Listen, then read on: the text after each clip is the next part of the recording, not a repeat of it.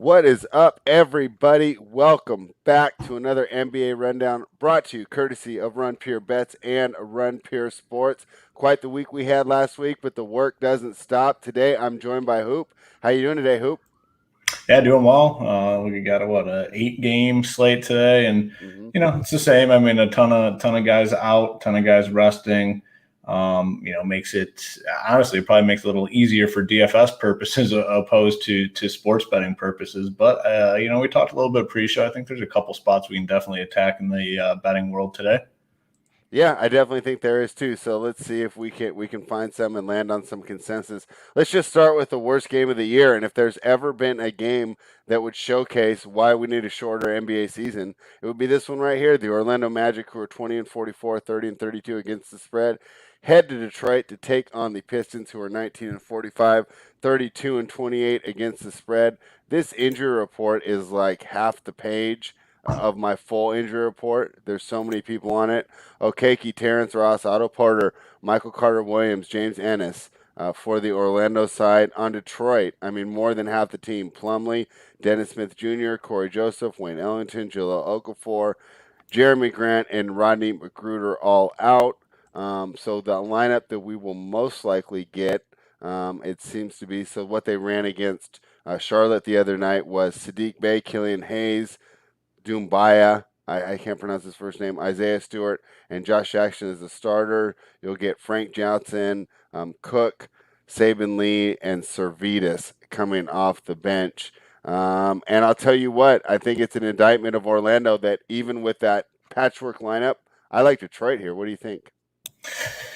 Yeah, I mean, so you got two teams obviously that are just basically kind of thrown in the towel in terms of Mm-hmm. winning NBA games, and they're just letting these young guys play, which makes a lot of sense here. Yeah, Detroit still favored by one. It tells you how bad the Magic are. I don't have a strong lean one way or another. I mean, to me, it's like I don't know who the hell knows what's going to happen. The final Yeah. result, final result of this game. I kind of like the under a little bit. I mean, could be a sloppy game, could be a lot of messy possession. So maybe the under. I don't have a strong lean on a team here, but for DFS purposes, this is going to be a spot that we're going to be looking to attack. I mean, these are the spots that we live for. Teams resting a bunch of players or a bunch of players out, and we have it on both sides. On the Magic side, Cole Anthony coming off that big game, I believe it was yesterday, right? Or 2 days on Saturday. He kind of went Yeah. off for 50 fantasy points. Got the confidence going. He's going to be able to do anything he really wants here. I mean, you look at the rest of the guys he's playing with. If he wants to have a big game or shoot a ton, he's going to be able to do so. He'll be on the DFS radar today. Wagner as well will end up being one of the more popular plays on the slate. Played 27 minutes and then 34 minutes. We're going to see the mid-30s again from him. And he's productive when he's out there. It's a good matchup against Detroit. So those two are definitely guys in the DFS conversation on the Magic side. Now, when we go to the Pistons, obviously they have a bunch of guys out there. Like you said, I mean, the list of names just appears to be endless for this game. But we know what we're going to get here. Killian Hayes is a strong option. 5.2K on DK, played 29 and then 32 minutes. Got you about 32 fantasy points last time out in that game against Charlotte. Josh Jackson, probably my favorite. He's the guy that can kind of contribute all the way across the board. Coming off a stinker against Charlotte, 35 minutes, only got 16 fantasy points. I expect him to bounce back fully here. Sadiq Bey's in the conversation. Isaiah Stewart, the price tag is up there a little bit, but you can consider him. Frank Jackson as well. I mean, he's been probably the most steady producer out of all these guys in these situations and has shown big upside. He's the guy in Charlotte that really had the biggest performance with 42 fantasy points. So this is a spot that is, you look at it and like, damn, this is ugly. But for DFS purposes, these are spots that you want to attack. So you definitely want some exposure to this game, which is weird because you look at the totals and everything. It's the lowest total on the board by far, but you're definitely going to have some pieces here in your lineups. All right. Yeah. And it's so funny that a game that, if there's no DFS, there's no reason to watch this game, right? I Yeah, mean, even the fans in Orlando and Detroit probably are tuning out this evening. But because of DFS, I think this is going to be. You're right. I think the ownership's going to be high. There's a lot of value here, and if you yeah, do a stars and scrubs, you're going to have a lot of guys from this game in your lineup here. So I like Detroit here, and you're going to stack this game up. So what yeah. seems to be a completely terrible game, there will be a little bit of action going on. So I don't know if it says something about me that I'm betting on this game. I like the way that Detroit's been competing. I think that Dwayne Casey's done a great job of no matter who's on the floor, you feel like you're getting full effort from this team, and when they come up short, it's because they're not talented enough. It's not the effort, and I do enjoy something about that. Killian Hayes is a player that I was not impressed with when he first started the season. He hasn't looked bad since the comeback. What do you think of Killian Hayes, and do you think that he's got a chance to be something special there in Detroit? Yeah, I mean, just the lack of bodies and the ball will be in his hand a lot. Finally shot it like 11 times last game there against Charlotte. He can kind of contribute across the board as well. We saw 6 rebounds, 6 assists. And it's very clear that obviously the Pistons are trying to get these young guys some experience, and he probably knows that now. So I expect him to have a good game, and 5.2K on DK, very reasonable. I think he's even cheaper on FanDuel. So definitely a guy to consider in all formats. No, I just want to see this FanDuel price tag he's only 4.4K on FanDuel. So really strong play on FanDuel at that price tag. All right. I think that's enough for that game. Let's go into another game where I like the short home favorite.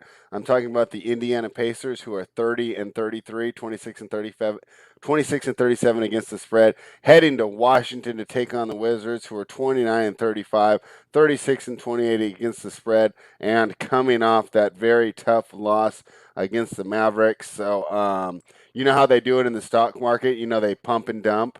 I almost feel like the Thunder pumped up the Pacers for us. Now we can go ahead and dump tonight. I love the fact that we got that huge victory for the Pacers here, and we got the Wizards coming off a stinker. And I'll tell you what, I had a stinker of a day yesterday. I can't wait for these games to tip off tonight. I think the Wizards are going to feel the same way. While as the Pacers, probably read about how great they were for the last 40 hours. Only natural you come in here a little bit relaxed. Obviously, the return of Sabonis is huge for this team. But regardless, I like these Wizards who are on a roll to get it done here and cover the short number at home. How are you approaching this game? Yeah, I'm with you on the Wizards in this game just because this total 245 and the Ridiculous, Pacers, huh? it's a massive total. And I Yeah. honestly, I can see it going over. The Pacers are just playing into the Wizards' hand here with this really fast pace. They've shown that they're willing to play faster. They've been doing it here the final stretch of the season. The 246 total. I just look at the players involved in this game. It's just the pace here is just going to benefit the Wizards. I think really. So I'm with you on the Wizards. I kind of expected this game to be a little closer. The fact that it is 3.5 in favor of Washington makes me like them a little bit more. DFS wise, Russell Westbrook is just turning into a very, very tough fade for DFS purposes. The minutes are way up there. In a close game, he's going to play 40. There's not a lot of guys that you get that from in the NBA. And the ceiling, 75 against Dallas, 69 against the Lakers, 65 against the Spurs. He's back to being the best fantasy option night in and night out, kind of regardless of matchup. So Westbrook, very tough fade tonight. Obviously, a premier spend. On the Pacers side, I don't mind taking a look at some of these guys, Sabonis or Brogdon, probably just those two, but I'd play just one of them, not both in the same lineup. Probably lean Brogdon. I could see him and Westbrook getting into a little back and forth type thing. So give me Brogdon here as a tournament play, Russ as the best play on the board in all formats. Yeah, I mean, it's hard to argue with that, right? He just keeps putting up the numbers. What did you think about the end of the game there with Beal getting the shot instead of Westbrook? I didn't know these exist, but I went over to Reddit, checked it out in their subreddit. There are Wizards fans, and they were all upset. They thought Westbrook should have got that last shot. Would you be in agreement there? Westbrook's like one of the worst shooters in the NBA. So, I mean, I don't know why you draw up a play for Westbrook at that. I mean, his shot is so broke. Yeah. it's incredible. I mean, the fact that people are arguing that he should have got the last shot is crazy to me. Like Yeah. crazy. Like Westbrook, if I had to, he'd be like one of the last guys I pick in the NBA to take a jumper to end the game. Like broke jump shot. Give me Beal all day. All right. Well, I'll let them know when the next time I venture back over to that Yeah. subreddit. So that was a lot of fun there. This next game, I have no idea, and I mentioned in the Discord. We were talking a couple guys before we went on the air here. I didn't know how to approach this game, so I'd love to see if you can put me in the right direction here. Golden State Warriors, who are 32 and 32, are heading to New Orleans to take on the Pelicans, who are 29 and 35. The Pelicans are laying 3. They essentially need this game. I don't know if it's officially a must-win, but realistically, if they are going to make the play-in tournament, they are going to need this game, and they're going to need a win here tonight. They played earlier this year one time. The Pelicans won, but there was no Oubre or Steph in that game, so you can't really take much away from it. Now, Oubre will not be there tonight. I don't know. I don't know how to approach this game. The Pelicans really, they've been a team that I've struggled to handicap and get a good read on all year. I don't know. What do you think? Where do we go with this game, Hoop? Yeah, they are a tough team for betting purposes. There's been a lot of inconsistency in their play. One thing though tonight, like you said, they're coming out to win, but so are the Warriors, and I lean the Warriors here. I'm going to take the points. I'm going to take the 3. I just think this is a back and forth game. Will the Pelicans have an answer for Steph if he gets hot? I don't know. Like I want to be on the Warriors here in this spot. Give me the 3 points. We'll see. Am I super confident in that play? No. Is it going to be my best bet at the end? No. But I'd take the Warriors here and feel pretty good about it. And it should be an exciting game. I mean, you got the Warriors, Pelicans. I think it's on primetime TV tonight. I believe it's on ESPN. So give me the Warriors plus the 3. DFS wise. Got some options here, and it depends. Steven Adams is officially questionable, so if he were to miss, we could look up Willie Hernan-Gomez. Again, the price tag has come up, but he's been very steady. You can count on him playing, probably close to 30 minutes. He'll get you probably about 30 fantasy points. That's good enough for his price tag. He'd be my favorite guy on the Pelicans side. On the Warriors side, Steph Curry is clearly in the conversation. I mean, we have 3 guys I think that you can potentially spend your salary on. It's Russ, it's Steph, and it's Jokic. Steph is probably my 3rd favorite when you consider the price, but you go to FanDuel, he's only 9.7K. He's much cheaper than those other guys. So the decision on FanDuel is a little tougher. I think he's a better play there at that price point. Bazemore, the price has come up with Oubre out, but he's been pretty steady in his production. You can count on about 30 minutes, and he's shown a ceiling too. At a 52 fantasy point game against Washington a couple weeks ago in this similar spot. So I think he's still a guy we can consider. The price is getting to a point where it's a little bit uncomfortable, but definitely still an option. And then a couple more guys like Brandon Ingram, I don't mind. He has the better price tag than Zion. But, man, his production has not been all that. Actually, you know what? Now that I pull this up, I don't think I have much interest in Ingram. He just hasn't shown the ceiling that you really need. And then Zion, he's priced fully. He's 10K. I mean, you're going to need a close back-and-forth game. But that's kind of what we're thinking here. That's kind of what the spread indicates at 3. And he got up to 42 minutes last game against Minnesota. If he's going to play 40 minutes, I mean, maybe you can consider him at this price tag. I really like, especially on DraftKings, where Curry and Zion are priced up. I really like that pairing in tournaments. Pair Curry with Zion. Hope you get this back and forth game and these guys just play a ton of minutes and go crazy. So don't mind that pairing in tournaments. But, yeah, this is definitely a spot to look for DFS as well. All right. Well, while I tap dance around, we appreciate you jumping in and taking the side there, and he takes the Golden State Warriors plus the 3. So definitely interesting to see how this turns out. And we mentioned it before, this game will have playoff and play-in implications. So can definitely expect good effort from both sides. And at this time of the year, when we can handicap that, we're pretty happy about that. So The next game I was going to bring up is the Portland Trailblazers heading to Atlanta to take on the Hawks. And as I go to do that, I see that it's off the board. Do you have any news, Hoop, that will cause us to come off the board? Did you Yeah, get an alert? they listed Bogdanovich is probable. Okay, I Hmm. thought so that shouldn't affect anything. I Tony was already Snell. Oh, capping. here it is. Tony Snell is no longer on the injury report. Got to Oh, adjust. Got to adjust. oh. So what do you think this reopens at? Like Hawks -10? Yeah. Now that Snell's in, I mean, it's got to be double-digit spread, right? Man, All nothing right. significant. So kind of weird. Yeah, I think Powell popped up. He wasn't on there earlier. I don't know if he's enough to take the line off either. But let's just go ahead and we'll talk about it at the -2. And if something comes up, we'll circle back. But my idea here is this Portland team, they're tough to fade, right? They've won 4 in a row on this road trip. They beat Indiana, Memphis, Brooklyn, and Boston. Pretty impressive win over Boston yesterday.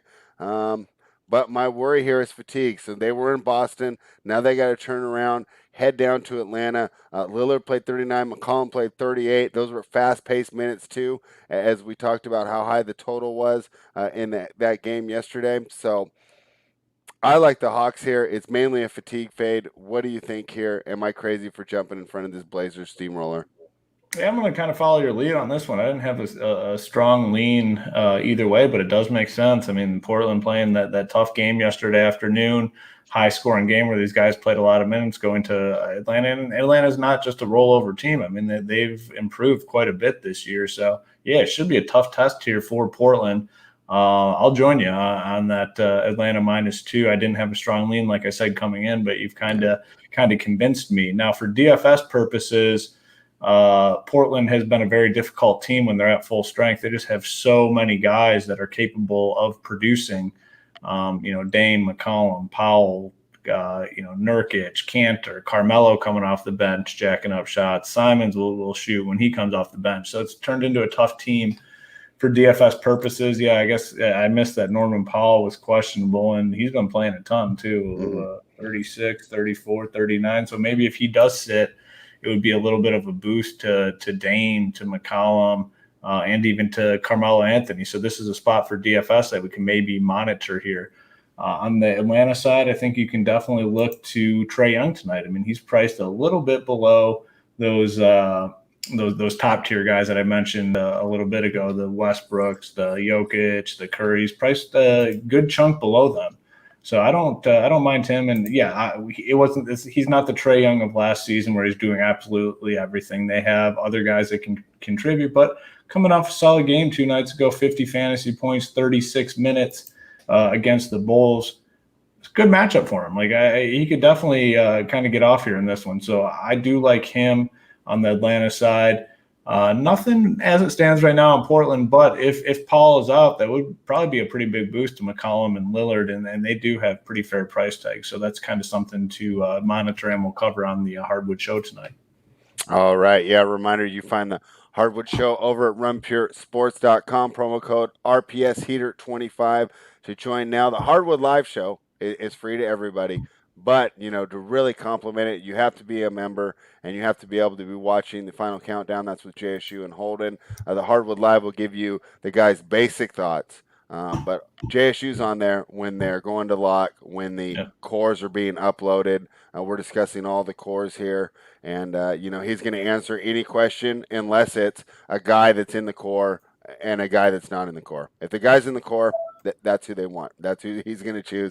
But it's a lot of fun. And, of course, we give Holden a lot of flack, too. And that's almost as fun as winning the money. Almost as fun. So, absolutely. Like yeah. that's a huge added bonus when you can take some shots at Holden. Yeah. So just a quick reminder of all the great offers we have over at Run Pure Sports and runpurebets.com. Let's talk about the Philadelphia 76ers, who are 43-21, heading to Chicago to take on the Bulls. Hoop, this is a team that disappointed me yesterday. I took the Sixers here. I thought that the Spurs might be in a flat spot with the coming home off the road trip. I was wrong. They were able to keep it close. They were able to cover. A couple things I took away watching that game, to look for in the playoffs. first time in a little while, I was worried about Embiid's conditioning again. I felt that towards the end of that game, I saw some tired possessions from him where he was accepting poor position. You know, he was posting out 20 feet from the basket rather than really getting physical and getting down low. It seemed to me a little bit of fatigue there. So I got a couple more questions that I wrote down. That's my main takeaway from the game is don't just assume that Embiid's conditioning is back there. Could be an issue to watch in the playoffs, of course. So the reason I bring that up is fatigue could be an issue tonight, and I think that's why this line appears short right off the bat as Hmm. Chicago's getting 5 at home. I don't think we can handicap this game though without knowing the status of Vukovic, right? I mean, Levine got moved from out to doubtful, which is good news for him, right? I'm not expecting him to play, but Vukovic to me is, I think, a 50% chance here. He didn't play last night, but we know with the amount that they gave up to acquire him, they have no incentive to tank, no incentive to kind of wave the white flag. So he must have been really hurt if he was out. I'm not really sure how to approach this game because I don't feel that I can tell his status, Yeah. properly or adequately to give a good handicap. But what are you thinking of this game, and who do we load up on Chicago if Vukovic is out? Yeah, so I mean, I wasn't super tuned into the NBA yesterday. I missed a lot of what happened. I kind of just went through and looked at the highlights and the clips and whatnot. And just pulling this game up, this is one I was most surprised about. Like, why is Philadelphia only favored by 5 here against this Bulls team? And those points that you brought up are good. I wouldn't be surprised if we get some news at some point that somebody's going to sit. It's a back-to-back game here for Mm-hmm. the 76ers. Their playoff position. I mean, where are they at right now in the standings? Are they? Yeah, That they're should have in the moved them number to one second. seed. Yes, are they one now Yeah, after they're back in yesterday's the one. loss? Okay. Yeah. So they're back in the one. So they're going to have probably a top two. Like, what's their incentive here to push these guys down the stretch? I just don't know if there is one. So that's probably the reason why we're at 5. Wouldn't be surprised if someone gets ruled out, Embiid or somebody else as well. So it makes it very hard to break it down. I mean, as it stands now, like I'm not touching this game for Uh-huh. DFS purposes. I'm definitely not touching the 76ers side if they're at full strength. If they're full strength team tonight, no thank you. If some of these guys sit, then we'll circle back and figure out who we like. On the Bull side, it all depends on what happens with Vucevic. Like you said, I mean, Daniel Tice would become a strong play. Thaddeus Young would become a strong play. Those two specifically. But, this game is 2 hours after lock. So we might not have this news at lock. And do you build your teams to adjust for this? I don't think so. I mean, we have enough value already on the slate where we don't have to wait for whether or not Vucevic plays. Yes, if he sits, those guys are going to be strong plays, but I don't think you build your lineups around it tonight. And maybe we do get the news. We'll see. But as it stands, like I'm kind of just pretending like this game doesn't exist unless we get some news. Yeah, and I'm the same way from the gambling perspective. And I'll tell you what, if you're holding a Sixers ticket or you're a Sixers fan and Embiid shows up on that report later, I wouldn't be upset. Yeah. He looked tired last night, and they've said it all. I mean, I think every team, except for maybe one or two, maybe the Suns and the Jazz, have said that they don't care about their playoff seeding. They just want to be healthy going into Yeah. the playoffs, and who can blame them? The rings culture, and that's a discussion for another day on how much the regular season's been devalued. But we know we know it has, and we know that's a factor tonight. So I think of everything that we've talked about, this is the ultimate stay away right now until we get more news. Yeah. All right, this is going to be a fun game to talk about. This is fantastic. It's a rematch of a game that I came out on the right side of. But I mean, I'm sure you have those wins too, right? The ones you don't necessarily feel like you were on the right side, Mhm. and that's how I felt it when the Knicks hosted the Grizzlies. And this was about a month ago, and they were down for about 3 quarters, and it felt like they outlasted the Grizzlies. They didn't outplay the Grizzlies as Memphis got tired and faded down the stretch. Now the Knicks are going to play in Memphis tonight, but their form has increased since then, and it's tough to get. I talked about it yesterday. It's tough to fade this team right now. I mean, even if the numbers told you to take the Rockets, were you going to get in front of this Knicks team? Like I was not. So now they're catching 3 at home, plus 132 on the money line. I like the Knicks here, regardless of how I feel like I squeaked by, because I think their form has improved. My main question, Hoop, is it, do I want to take the +3 or do I want to take the money line? And are you in agreement here, or do you like these Fighting Grizzlies? That's a game. I bet 2 games so far today already, and this is one of them. I'm on the Knicks All right. here. Like you said, just Okay. such an improved team. They play. When was it? That was like last. It might have been last Monday when they played the Suns. We were on the Suns. We said, you know what? Yeah. The Knicks have been playing really, really well. They had that win streak going. Hmm. Suns are a professional team, and then they're really grinding out this regular season hard. We were on the Suns. The Suns took care of business. I'm going right back to get on the Knicks here. Like after that loss, they bounced back. They beat the Bulls by 20. They beat the Rockets by 25. Not saying much beating the Rockets, obviously. They're Right. a JV team right now. Well, the But Rockets have actually covered. They were 4-3 in April on 10-point spreads. So okay. the fact they covered, I think, does say something. Yeah, okay, then yeah. So now I like it even more. So I'm out, yeah, definitely on the Knicks here plus the 3. I mean, I've actually I bet it both ways. It's funny you say that because I took the points and Okay. I took the Knicks money line as Yeah. well because I just think they won this game. I think they're the Yeah. better team. No Nerlens Noel tonight, but that's not a huge deal. I mean, they have a lot of flexibility, a lot of different ways they can go. Noel out makes Taj Gibson a value option tonight, basically the minimum price around the industry. He played 32 minutes last game against Houston. Now, the results have not been great in fantasy production, but they're going to need his body tonight against Valanciunas. So the minutes will be there. It's just a matter if he can grind out, enough rebounds, putbacks, easy buckets tonight. And I think he does. Real cheap price tag. So he's the premier value in this game. And then on the Grizzlies side, not a ton to like. Kyle Anderson has been pretty productive. I think you can play him on FanDuel where he has the small forward eligibility, where you have to play the 2 small forwards. I don't think I'm going anywhere else. It's just going against the Knicks is not an ideal spot for fantasy purposes. It's one that we've looked to avoid most nights. I'm not going to change that approach today. So it would definitely be Taj Gibson as a play. Julius Randle, I think you can take a look at, although the price has gotten up there quite a bit. But really like the Knicks in the spot to cover plus the 3 and even win the game. All right. Well, we are in agreement there. I like the Knicks. I placed the points. So no, I placed the money line so far. I'll probably jump in Yeah. with the points too. I double down on it. Let's talk about the San Antonio Spurs, who are grabbing 7.5 as they head to Utah to take on the Jazz, who are still without their starting backcourt of Donovan Mitchell and Mike Conley. The Spurs, showed a lot of fight, came up short against the Sixers last night, but I heard nothing but positive things coming out of that locker room. Popovich, was very effusive in his praise of the team, and he felt that they were a better team and they fought hard and gave great effort.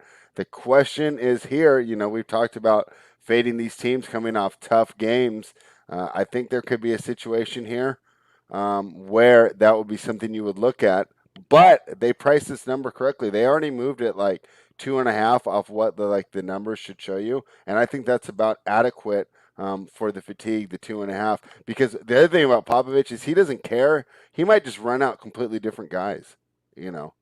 I tried to fade them on fatigue. It was about a month ago, and they just it was against the Phoenix Suns, and they just pulled all 5 starters. So it's like, well, the fatigue doesn't matter because now I got a bunch of guys who haven't played for a month that are just raring to get out there. So I was not going to get involved in this game.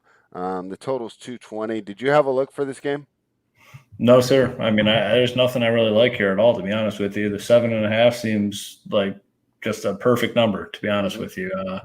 No lean there, like at all. The total, I mean, I just don't have a strong read on this game, and maybe part of it's because I'm blocking it out for DFS purposes too. The Spurs are just not a team that we've been playing for DFS purposes. It's worked out all season long. I don't see myself changing that approach here on the road against Utah. The one guy, though, I do like on the Utah side, Joe Ingles, fair price tag, is going to play a lot of minutes. He'll probably play into the mid-30s. He did that last game against Toronto, got around 32 fantasy points. I think he can go bigger than that in this matchup. So I like Ingles. I mean, he's basically their point guard, which it's a little bit different for him, but he does a great job handling the ball. So I really like Ingles. Bogdanovich has been playing well, but the price tag is up there. Niang is a guy we've played a little bit. He kind of fell off the cliff last game against Toronto, 23 minutes, only put up 3 fantasy points. Not a building block value play, but a guy that you can potentially consider tonight. So really the only 2 plays I really see in this game, probably Ingles, maybe Niang if we don't get, some additional value. Bogdanovich, fringe play, tough at that price point though. Exactly. Yeah. So I think from a DFS and a betting perspective, you are pretty safe just passing this game over. Yeah. Maybe have it on your second TV if you got the 2 TV setup, because Mhm. it'll be standalone there towards the end as it's wrapping up. But I would say this is the main event of the evening, although it could have a little damper if Mr. LeBron James pulls out of this. So last year LeBron thought this plan was a great idea. Now he's not too happy about it. Hoop, like, what do you think changed his opinion on that? Surprise, surprise, surprise. One of the biggest hypocrites in the league. I mean, a guy that complains about everything that's Yeah. not his thing. Like, oh gosh, LeBron tilts me when it comes to stuff like this.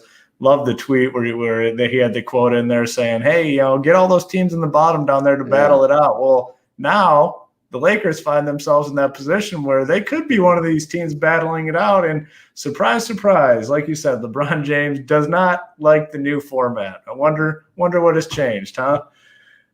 So yeah, I mean, it's hard here on the Lakers side. No Schroeder, Alex Caruso is a strong play as it stands right now. He played 26 minutes in that game against Toronto yesterday. If LeBron James does sit, that means more minutes and more ball handling responsibilities for Caruso.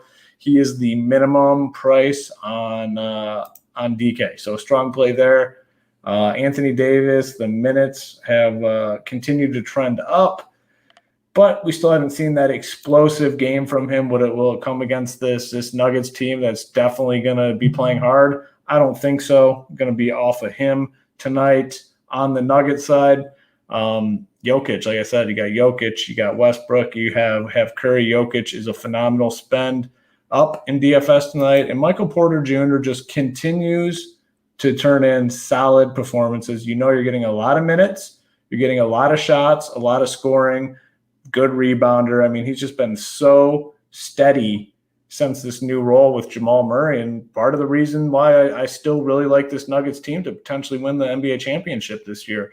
He's filling the void for Jamal Murray perfectly, like just to a T. He fantasy-wise, he has not been under 39 fantasy points in 6-7 games. He's shown a 59 point ceiling, just everything you'd want. People aren't really playing him in DFS because of this price tag. So I think he's a really good tournament play tonight. So Porter Jr., Jokic, Caruso are the guys that I'm looking at from this game. Yeah, I mean, that Schrader injury to me is the reason why this is a smash spot. And then, of course, I kind of got like the free roll here if LeBron decides to sit. Yep. So, and I didn't mention. I absolutely love the Nuggets today as a bet. I left that part out. Love the Nuggets as a bet today. Yeah, okay, I do too. So we're on the same page there. So we can take turns talking about why we love this Nuggets team. But so I get the free roll right with LeBron possibly sitting. I think he rushed himself back. I don't think he was 100%. Yeah. I think if Davis and those guys would have gone 3-1 on that trip, he'd still be on the sideline with the nice clothes and the mask, right? Yep. But I think that he rushed himself back out there. Now he's kind of weighing. Now he's kind of having to weigh it, right? I mean, he went out last night, didn't come back in. He said on the game before that he didn't feel 100% here. So I think that we're getting great value here with the Denver team. We see right where they are in the standings, motivated to win. Obviously, and I'm not as big on the revenge, right? Because all these teams play each other all the time, right? So, It's like, okay, if the Hawks beat the Spurs in January, right? I don't think the Spurs are circling that in April, like off a January loss. I could be wrong there, but a playoff loss, that's different. When you're the team that got eliminated, you're thinking about that team, that game, that series, those mistakes, those adjustments all off season. So I go ahead and I buy into that angle here as well. I like Denver -4, and I threw their money line in with a couple tennis players that I like this morning as well. That's my favorite look here of Yeah. the day. Gregory Russo's asking, is it best bets yet? Yes, it is. But hey, guys, before we give you the best bets, do us a favor and go ahead, hit the like button, subscribe to the channel, and away we go. Hoop, what is your best bet for the day? Side, total, or prop? Yeah, so my favorite play on this board is it was close. I have a few that I actually like quite a bit, but it's going to be the Knicks. I like the Knicks plus the Okay. 3. I like the Knicks to win that ball game. So Knicks money line or Knicks plus the 3, whatever you prefer. Like I said, it's just they had the one little blip against the Suns, which was pretty predictable. I mean, they had won, what was it, like 8 or 9 games in a row, right? Yeah. I think it's something along those lines, and then lost to the Suns, which we both kind of thought would be the case last week, then bounced back with 2 20-plus point victories. So I just think they're the better team here. So plus the 3 is something I really like. So give me the Knicks here. All right. Yeah, I figured today was going to be easy because I knew there was two. We were in lockstep win, and you can only take one. You take the Knicks. That means you left the Nuggets on the platter for me. I just said the reasons why. We're getting a motivated team. No Schrader hurts the Lakers offense tremendously. I think more than they're getting credit for. And I'm also free rolling on this LeBron James status because, there is a good chance that he's not playing. I do not like this team at all without him in there. And we talked about health. Anthony Davis, while he may be 100% healthy, he doesn't look 100% comfortable. We can see him avoiding contact. He's playing like a shooting guard, not a big man. And not that I necessarily blame him, especially, when you're going against like the Washington Wizards. But that can come to a factor tonight with this Denver team that added size specifically for this Lakers matchup in my mind. I don't know for sure. Haven't talked to the Denver GM. He hasn't called me back or answered my tweets or anything.